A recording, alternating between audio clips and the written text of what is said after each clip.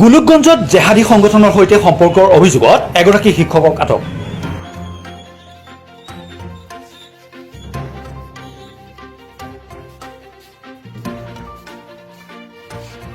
গোলোকগঞ্জত জেহাদী সংগঠনৰ সৈতে সম্পৰ্কৰ অভিযোগত এগৰাকী শিক্ষকক আটক। শিক্ষকগৰাকী লক্ষীমাৰী মজলীয়া বিদ্যালয়ৰ শিক্ষক শ্বাহ আলম চৰকাৰ। শিক্ষকগৰাকী বাংলাদেশৰ জামাত ইছলামীৰ সৈতে সম্পৰ্ক থকাৰ অভিযোগ। গোলোকগঞ্জ আৰক্ষীয়ে আটক কৰি জেৰা অব্যাহত ৰাখিছে। শিক্ষকগৰাকীৰ ঘৰ ভাৰত বাংলাদেশ সীমান্তৰ লক্ষীমাৰীত। বিদ্যালয়খনৰ আন এগৰাকী শিক্ষক হজৰত আলী পলাতক হৈ আছে।